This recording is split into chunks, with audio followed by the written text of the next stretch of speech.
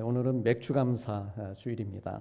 맥주절은 이스라엘 백성들이 지키던 절기로 보리나 밀 등의 첫 곡식을 거두기 시작하는 시기에 바로 그 수확물들을 가지고서 하나님께 감사하는 절기입니다. 눈으로 셀 수 있는 복이죠. 얼마만큼 주셨는가, 그 셀 수 있는 것들을 가지고 하나님께 감사했습니다. 오늘날 교회 역시 바로 이러한 절기의 정신을 근거로 특별히 한 해의 상반기 동안 베풀어 주신 하나님의 은혜, 그 은혜에 감사하면서 맥주감사 주일을 지키고 있습니다. 그런데 사실 세상을 바라보면 현실은 감사보다는 불평과 걱정이 먼저 나오는 시대입니다. 하나님의 은혜를 쉽게 잊고 살아가는 그런 세상입니다. 그러기에 더욱 하나님께서는 오늘 말씀을 통해서 우리들이 감사해야 할 일들을 기억하며 살기를 바라십니다. 11절에 보면 하나님을 잊어버리지 않도록 삼가라라고 하십니다. 또 12절부터 14절까지에서는 우리가 배부르고 아름다운 집을 짓고 안정적으로 거주할 때 소와 양이 번성하고 은금이 늘어가고 소유가 풍부하게 될 때 바로 그때 마음이 교만해져서 하나님을 잊어버릴까 염려가 된다라고 말씀하십니다. 무슨 말이겠습니까? 사람은 잘 될수록 하나님을 잊기 쉬운 존재라는 것입니다. 건강하면 하나님을 덜 찾게 되고 물질이 넉넉하면 기도가 식어지고 자녀가 잘 되면 모든 것이 내 노력과 내 능력 때문인 줄 착각하기 쉽습니다. 하나님의 은혜로 누리는 축복인데 그 축복이 오히려 하나님을 멀리하게 만드는 그런 일이 우리 삶 가운데 종종 일어납니다.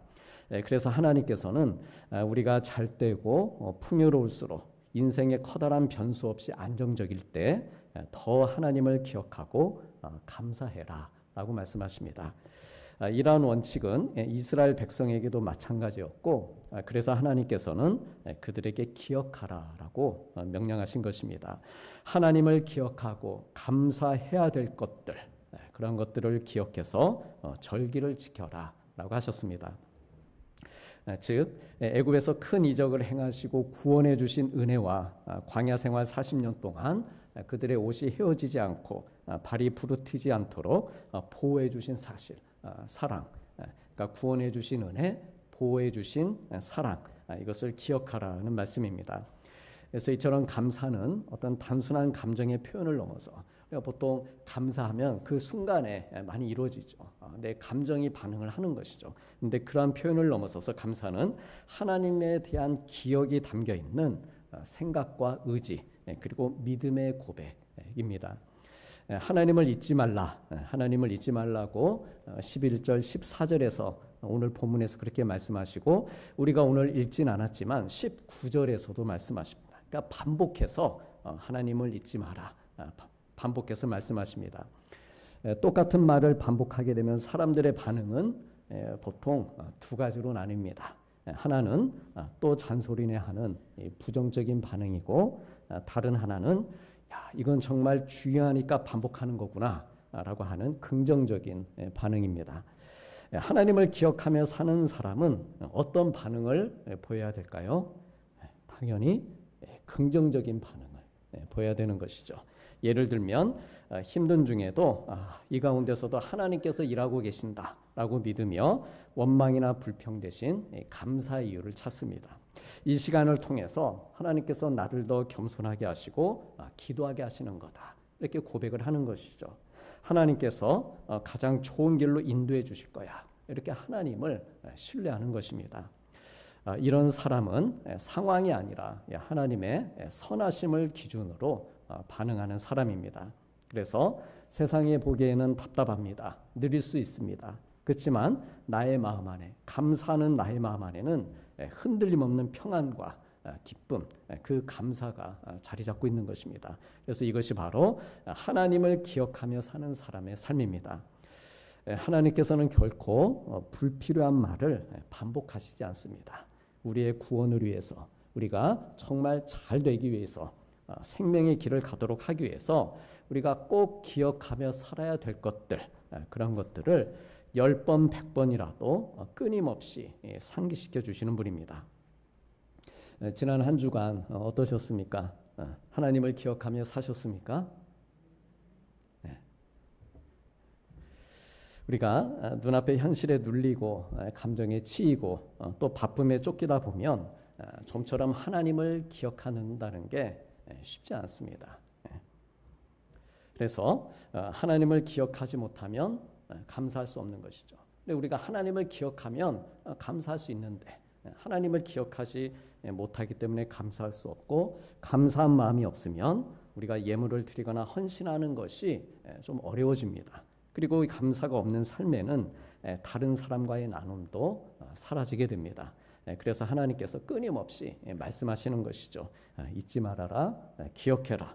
너의 것이 어디서부터 왔는지 생각해봐라. 말씀하십니다. 그래서 우리가 가지고 있는 모든 것, 나의 건강도, 나의 시간도, 우리의 자녀도, 일터도, 또한 물질도, 이 모든 것이 하나님의 은혜입니다. 하나님께로부터 온 것입니다. 이 사실을 기억할 때 우리는 진심으로 감사의 표현을 드릴 수 있습니다.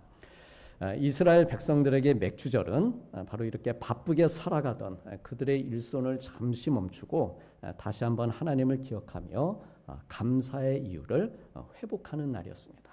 다시금 그 추수하는 가운데에 그들의 마음이 감사로 리셋이 되는 것이죠. 그리고 그 감사를 통해서 나눔의 기쁨을 되찾는 날이었습니다. 사랑하는 성도님들, 하나님을 기억하는 사람은 어떤 상황에서도 감사하는 것을 선택할 수 있고, 감사를 선택하는 사람은 또한 축복의 통로로 살 수 있습니다. 그러므로 오늘 맥주절, 맥주 감사절 예배를 드리면서 내 마음이 다시금 하나님을 기억하는 그런 복된 마음으로 회복되길 바랍니다. 그래서 우리 모두의 마음에 감사가 시작이 되고 그 감사가 나눔으로까지 이어지는 그런 놀라운 이 은혜의 도미노가 일어나기를 소망합니다. 시편 126편에 보면 이스라엘 백성들은 성전으로 올라가면서 눈물을 흘리며 씨를 뿌리는 자는 기쁨으로 거두리로다 라고 노래했습니다. 즉 우리는 눈물로 씨를 뿌린 것이고 하나님께서는 기쁨으로 거두게 하셨다라고 하는 이 고백을 드린 것입니다. 우리 성도님들께서도 지나온 6개월 동안 눈물로 씨앗을 뿌리며 살아오셨을 것입니다. 자녀들을 위해서 눈물로 기도하고, 또 학생들은 열심히 공부하고, 또 직장인들은 치열한 일터에서 최선을 다했을 것입니다. 때로는 건강 문제로, 또 때로는 관계 어려움으로 염려와 근심 있는 순간도 있었을 것입니다. 근데 그럼에도 불구하고 주님의 몸된 교회와 소중한 가정, 그리고 가족들을 위해서 수고하고 애쓰며 헌신해 오셨습니다. 하나님께서는 우리 성도님들의 지난 6개월 동안의 그 모든 눈물과 수고를 잊지 않으시는 분입니다. 우리가 흘린 눈물과 드린 기도의 씨앗들, 그 위에 우리 하나님께서 은혜를 베푸셔서 때가 되면 열매를 맺게 해주시는 분입니다.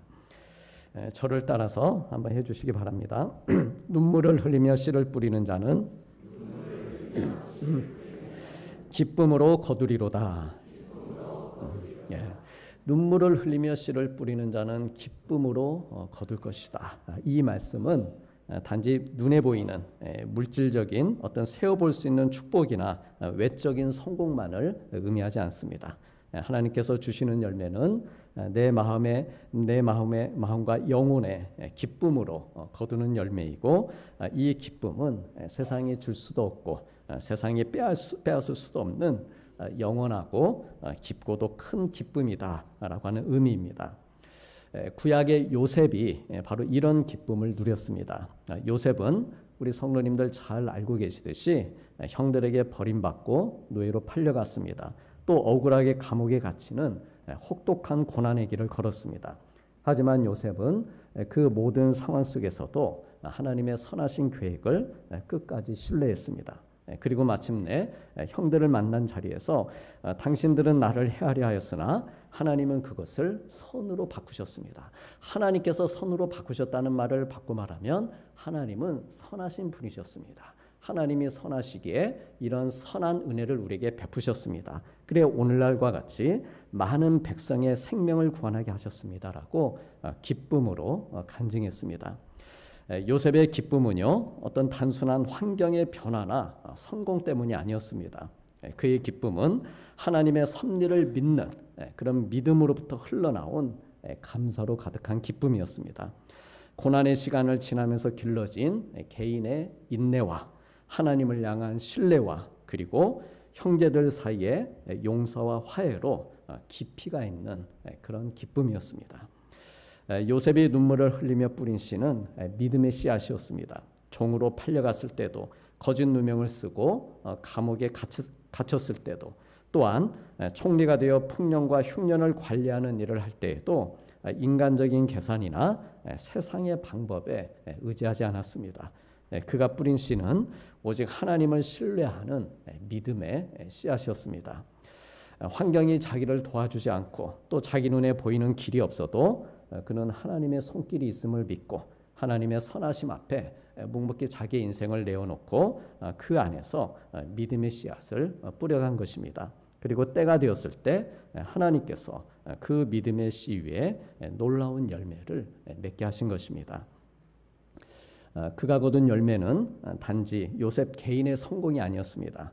그의 형제들과 아버지 야곱 그리고 당시 많은 민족들의 생명을 살리는 일로 이어졌습니다. 그래서 이처럼 요셉이 흘린 눈물은 헛되지 않았습니다. 하나님께서는 그가 뿌린 믿음의 씨앗을 하나님의 때에 감사와 기쁨의 열매로 맺게 하셨습니다. 마찬가지로 오늘 우리가 뿌리고 있는 눈물, 내 믿음의 씨앗들도 하나님 앞에서 결코 헛되지 않은 줄로 믿습니다.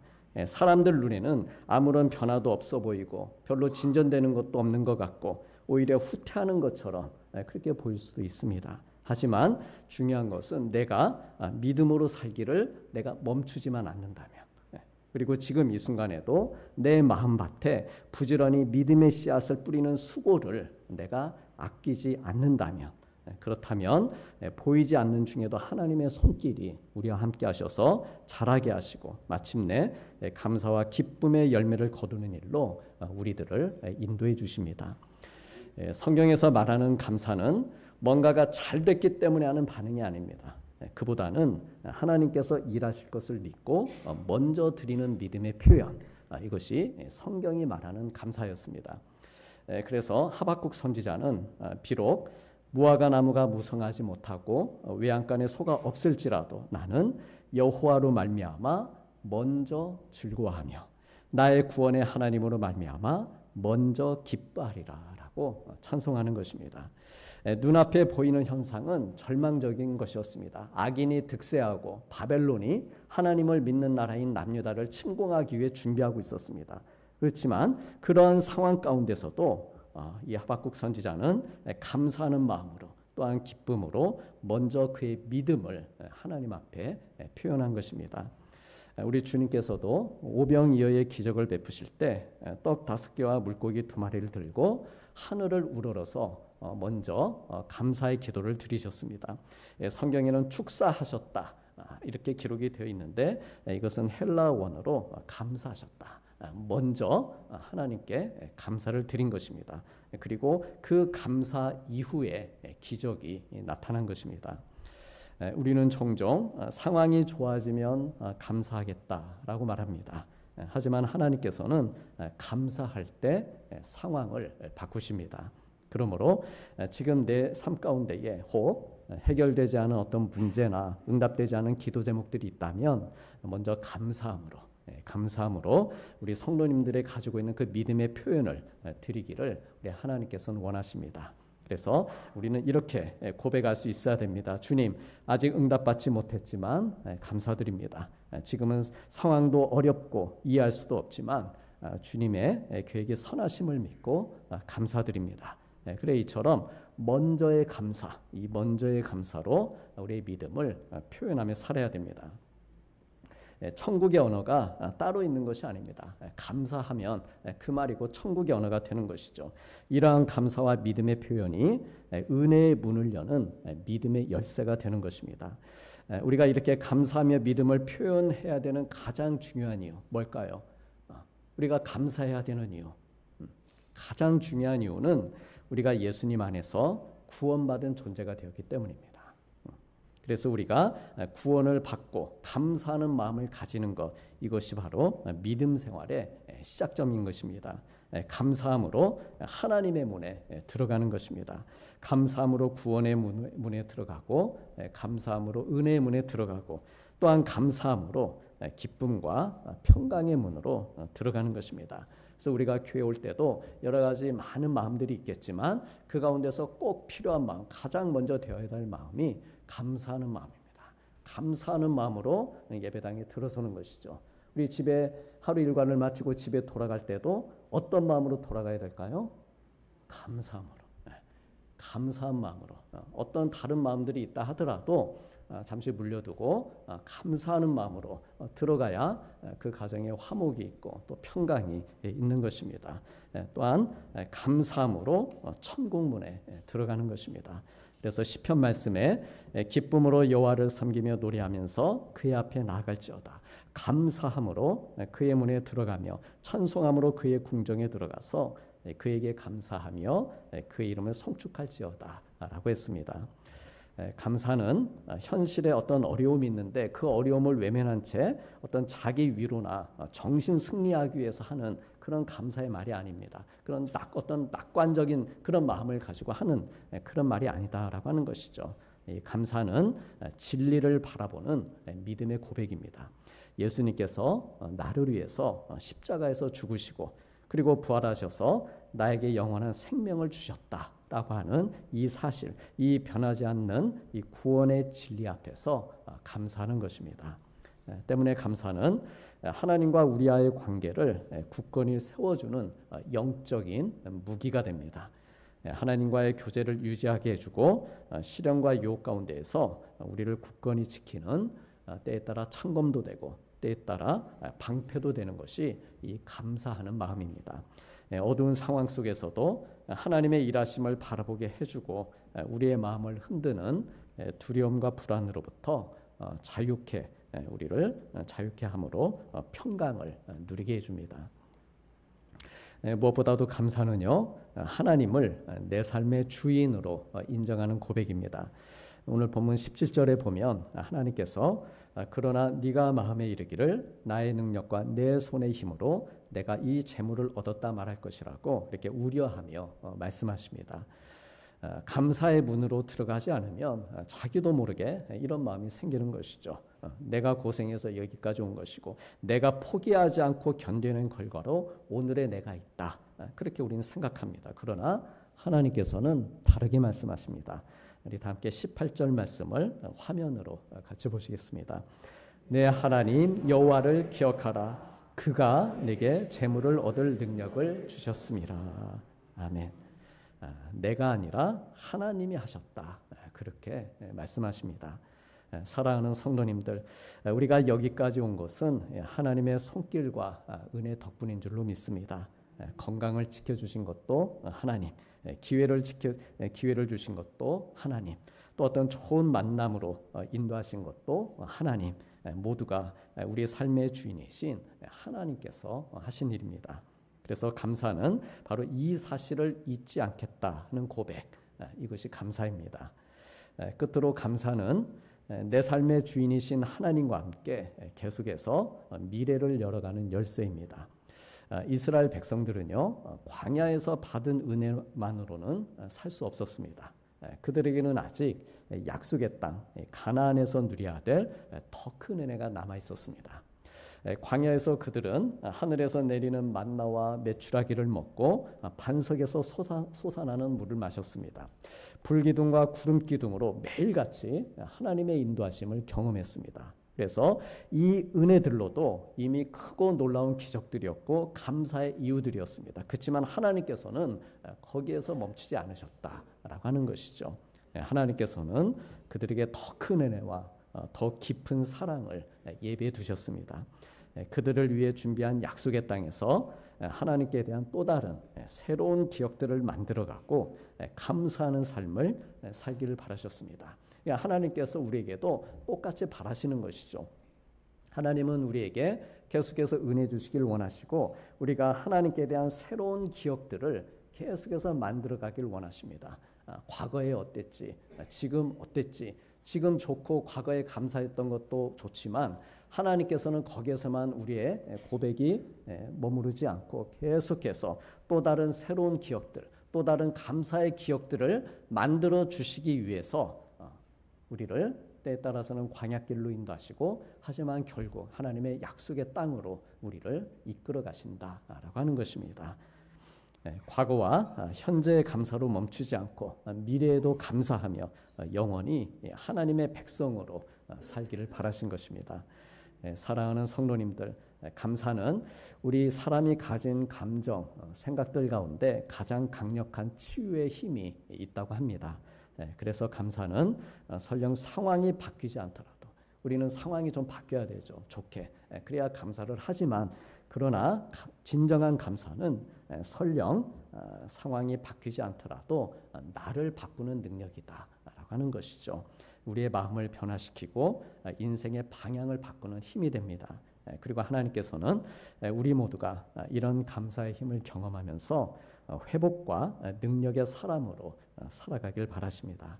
그러므로 먼저는 지난 반년 동안도 함께 하시며 베풀어 주신 우리 하나님의 은혜들, 그것이 무엇일까 다시금 세어보면서 기억하고 그러면서 그 은혜 안에 머물면서 감사하는 시간을 가져보시길 바랍니다. 그리고 그 감사가 그 감사로만 멈추지 않고 계속해서 미래에도 내 삶 속에서 흘러갈 수 있도록 앞으로 다가올 일들 속에서도 우리가 하나님을 기억하며 계속해서 믿음의 걸음을 내디디시길 바랍니다. 그래서 우리 성도님들의 가정과 자녀들 또한 우리 교회에 계속해서 감사의 문이 열리고 은혜와 그 풍성함이 넘쳐나기를 주님의 이름으로 소망하며 축복합니다. 기도하시겠습니다.